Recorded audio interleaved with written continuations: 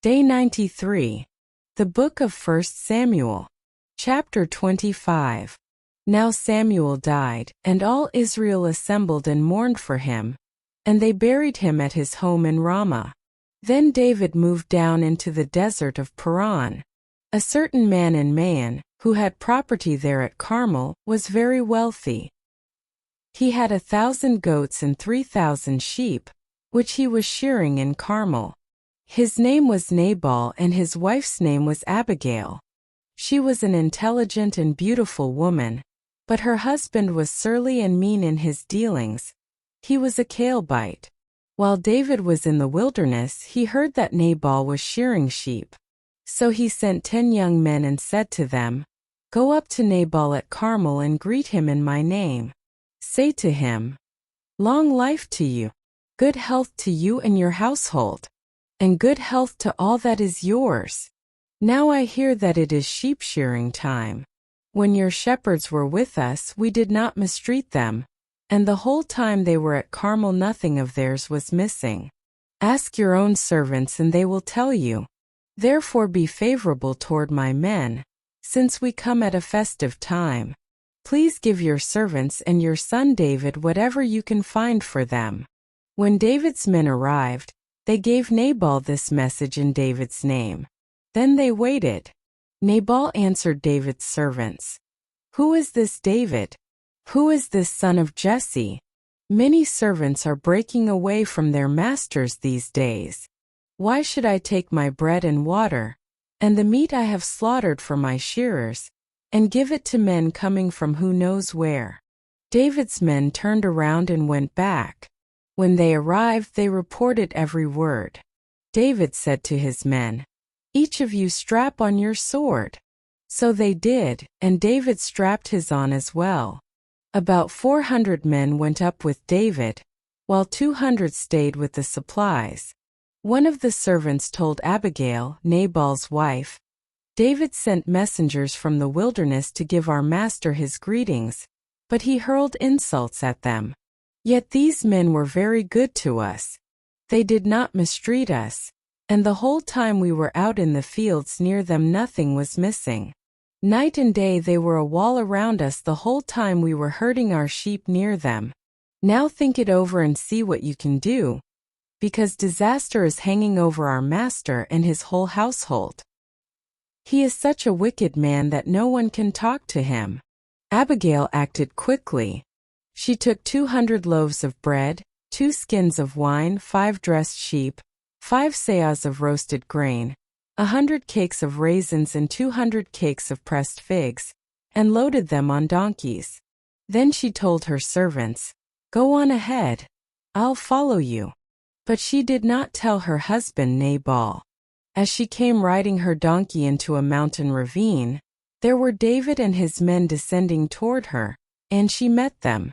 David had just said, "It's been useless, all my watching over this fellow's property in the wilderness so that nothing of his was missing. He has paid me back evil for good. May God deal with David, be it ever so severely, if by morning I leave alive one male of all who belong to him." When Abigail saw David, she quickly got off her donkey and bowed down before David with her face to the ground. She fell at his feet and said, "Pardon your servant, my lord, and let me speak to you. Hear what your servant has to say. Please pay no attention, my lord, to that wicked man Nabal. He is just like his name means fool, and folly goes with him. And as for me, your servant, I did not see the men my lord sent. And now, my lord, as surely as the Lord your God lives and as you live, since the Lord has kept you from bloodshed and from avenging yourself with your own hands, may your enemies and all who are intent on harming my lord be like Nabal. And let this gift, which your servant has brought to my lord, be given to the men who follow you. Please forgive your servant's presumption. The Lord your God will certainly make a lasting dynasty for my lord, because you fight the Lord's battles, and no wrongdoing will be found in you as long as you live. Even though someone is pursuing you to take your life, The life of my Lord will be bound securely in the bundle of the living by the Lord your God, but the lives of your enemies he will hurl away as from the pocket of a sling. When the Lord has fulfilled for my Lord every good thing he promised concerning him and has appointed him ruler over Israel, my Lord will not have on his conscience the staggering burden of needless bloodshed or of having avenged himself. And when the Lord your God has brought my Lord success, remember your servant. David said to Abigail, Praise be to the Lord, the God of Israel, who has sent you today to meet me. May you be blessed for your good judgment and for keeping me from bloodshed this day and from avenging myself with my own hands. Otherwise, as surely as the Lord, the God of Israel lives, who has kept me from harming you, if you had not come quickly to meet me, not one male belonging to Nabal would have been left alive by daybreak. Then David accepted from her hand what she had brought him and said, Go home in peace. I have heard your words and granted your request. When Abigail went to Nabal, he was in the house holding a banquet like that of a king. He was in high spirits and very drunk, so she told him nothing at all until daybreak. Then in the morning when Nabal was sober, his wife told him all these things, and his heart failed him and he became like a stone. About 10 days later the Lord struck Nabal and he died. When David heard that Nabal was dead, he said, Praise be to the Lord, who has upheld my cause against Nabal for treating me with contempt. He has kept his servant from doing wrong, and has brought Nabal's wrongdoing down on his own head. Then David sent word to Abigail, asking her to become his wife. His servants went to Carmel and said to Abigail, David has sent us to you to take you to become his wife. She bowed down with her face to the ground and said, I am your servant and am ready to serve you and wash the feet of my Lord's servants. Abigail quickly got on a donkey and, attended by her 5 female servants, went with David's messengers and became his wife. David had also married Ahinoam of Jezreel, and they both were his wives. But Saul had given his daughter Michal, David's wife, to Paltiel son of Laish, who was from Gaulim. Day 93. The Book of 1 Samuel. Chapter 26. The Ziphites went to Saul at Gibeah and said, Is not David hiding on the hill of Hachilah, which faces Jeshimon? So Saul went down to the desert of Ziph, with his 3,000 select Israelite troops, to search there for David. Saul made his camp beside the road on the hill of Hachilah facing Jeshimon, but David stayed in the wilderness. When he saw that Saul had followed him there, he sent out scouts and learned that Saul had definitely arrived. Then David set out and went to the place where Saul had camped. He saw where Saul and Abner son of Ner, the commander of the army, had lain down. Saul was lying inside the camp, with the army encamped around him. David then asked Ahimelech the Hittite and Abishai son of Zeruiah, Joab's brother, Who will go down into the camp with me to Saul? I'll go with you, said Abishai. So David and Abishai went to the army by night, and there was Saul, lying asleep inside the camp with his spear stuck in the ground near his head. Abner and the soldiers were lying around him. Abishai said to David, Today God has delivered your enemy into your hands. Now let me pin him to the ground with one thrust of the spear. I won't strike him twice. But David said to Abishai, Don't destroy him. Who can lay a hand on the Lord's anointed and be guiltless? As surely as the Lord lives, he said, the Lord himself will strike him, or his time will come and he will die, or he will go into battle and perish. But the Lord forbid that I should lay a hand on the Lord's anointed.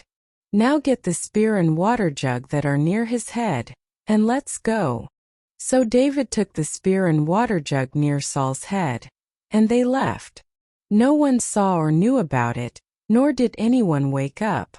They were all sleeping because the Lord had put them into a deep sleep. Then David crossed over to the other side and stood on top of the hill some distance away. There was a wide space between them. He called out to the army and to Abner son of Ner, "Aren't you going to answer me, Abner?" Abner replied, "Who are you who calls to the king?" David said, "You're a man, aren't you? And who is like you in Israel?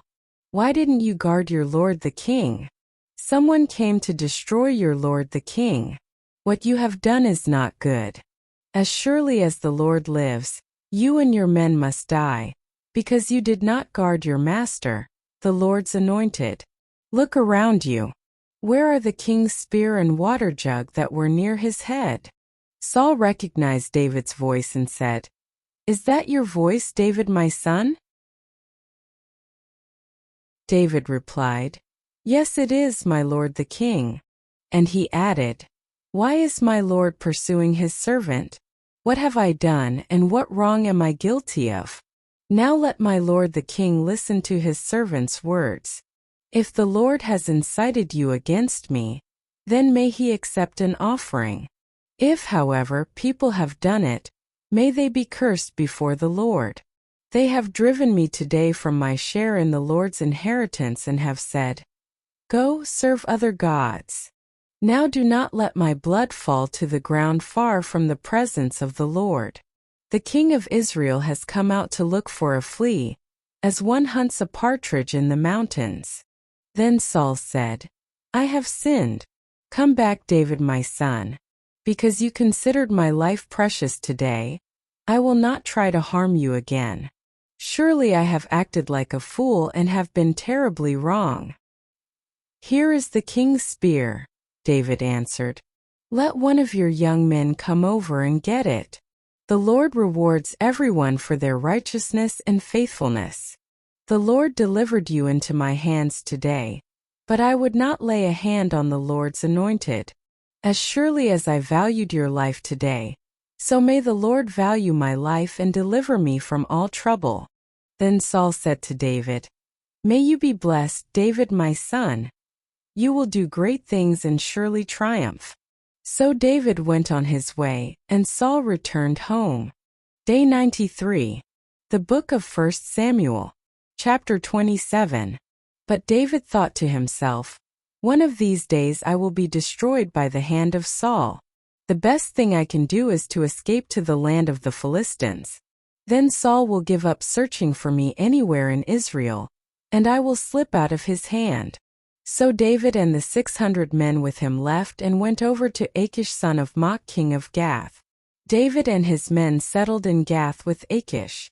Each man had his family with him, and David had his 2 wives, Ahinoam of Jezreel and Abigail of Carmel, the widow of Nabal. When Saul was told that David had fled to Gath, he no longer searched for him. Then David said to Achish, "If I have found favor in your eyes, let a place be assigned to me in one of the country towns, that I may live there. Why should your servant live in the royal city with you?" So on that day Achish gave him Ziklag, and it has belonged to the kings of Judah ever since. 7 David lived in Philistine territory a year and 4 months. Now David and his men went up and raided the Jeshurites, the Girzites and the Amalekites. From ancient times these peoples had lived in the land extending to Shur and Egypt. Whenever David attacked an area, he did not leave a man or woman alive, but took sheep and cattle, donkeys and camels and clothes. Then he returned to Achish. When Achish asked, "Where did you go raiding today?" David would say, "Against the Negev of Judah, or against the Negev of Jerahmeel, or against the Negev of the Kenite." He did not leave a man or woman alive to be brought to Gath, for he thought, "They might inform on us and say, 'This is what David did.'" And such was his practice as long as he lived in Philistine territory. Achish trusted David and said to himself, "He has become so obnoxious to his people, the Israelites, that he will be my servant for life." Please consider giving this video a thumbs up to show your support. Additionally, please follow, subscribe, and share to help us spread the good news together. Feel free to comment and let us know which country or city you're tuning in from. Tune in to Day 94.